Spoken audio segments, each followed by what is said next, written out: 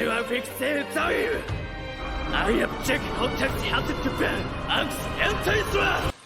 らっしゃいませ。ご注文はお決まりですか？ Aujourd'hui, je vais vous parler d'un anime où l'on voit le roi démon aller dans un autre monde pour devenir serveur à McDo, avec ses généraux qui deviennent geeks et hommes au foyer. Dit comme ça, on dirait que ça n'a aucun sens, et justement, ça en a pas. Aujourd'hui, on parle de l'anime The Devil is a Part-Timer. À vos menus.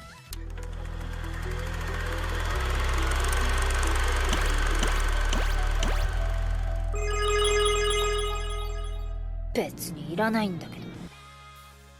L'histoire commence dans un monde fantasy extrêmement classique et cliché des isekai. Le roi démon Satan est sur le point de conquérir le monde, mais son ennemi juré Emilia l'Aéro le force à fuir à travers un portail magique qui les propulse dans le Tokyo moderne actuel. Problème pour lui, dans notre monde, il perd sa forme démoniaque et presque toute sa magie. Résultat, on a le roi des démons qui devient Sadao Mao, un humain lambda pauvre comme la peste, sans maison et sans rien. Sa nouvelle ambition, gravir les échelons du fast-food pour dominer le marché du burger. En résumé, il travaille chez McDonald's, une parodie évidente d'un certain géant du hamburger. Pendant ce temps-là, Emilia l'Aéro ira aussi au Japon pour le surveiller, persuadé qu'il complote quelque chose. En fait, les fast-foods ne sont qu'un vaste complot mondial des royalistes pour le retour de la monarchie.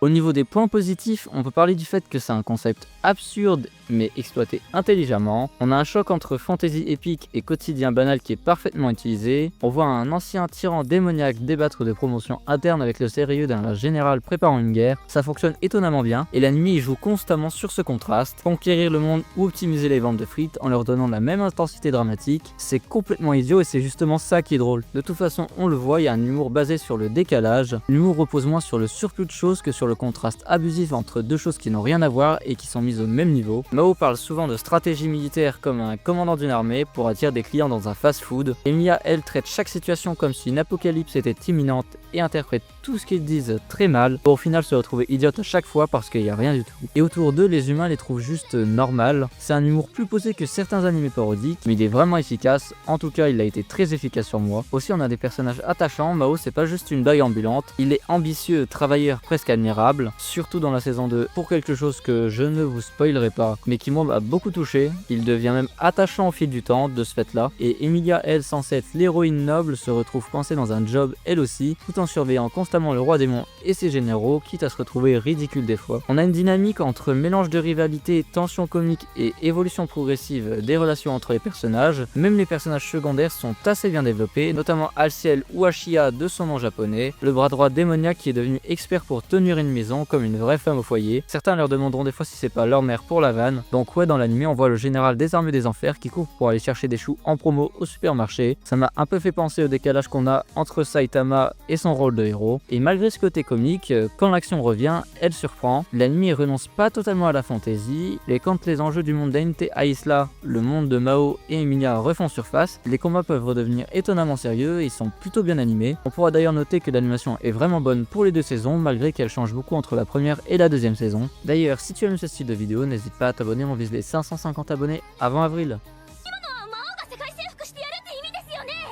Au niveau des points négatifs, on pourra d'abord noter une saison 2 qui a divisé énormément. Déjà, elle a été produite par un autre studio et beaucoup de spectateurs n'ont pas aimé la nouvelle animation, même si personnellement je la trouve très belle. La deuxième partie de la deuxième saison est aussi beaucoup plus sérieuse, peut-être même un peu trop à mon goût. On perd le concept du roi démon au McDo par moment et on perd même des fois le côté comique qui faisait tout le charme de la série. Aussi, chose bizarre, il n'y a pas de version française pour la saison 1 alors qu'il y en a une pour la saison 2. Pourquoi faire? Ce qui m'a personnellement obligé à regarder tout l'anime en VO parce que sinon ça crée un décalage entre les voix et j'étais pas très fan. Aussi, malgré que l'idée soit géniale, certains arcs quotidiens sont répétitifs à la longue. On a moins de surprises et on a plus de routine, on finit par s'habituer à l'absurde de la série. Aussi, au niveau des romances, c'est assez flou, il existe des tensions romantiques, mais l'anime reste trop hésitant sur ces romances. L'opening montre même clairement les romances qu'il y a entre les personnages, mais on voit que dans l'anime lui-même, elles ne sont pas assez poussées, voire assumées. Si vous cherchez une romance claire et centrale, ce n'est pas l'objectif principal de l'anime.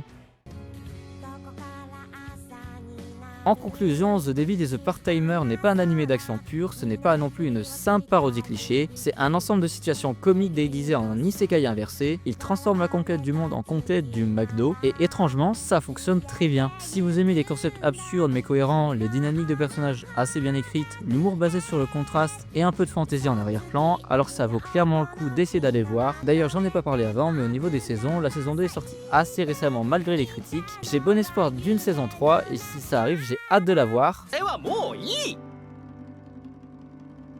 Oh mais putain.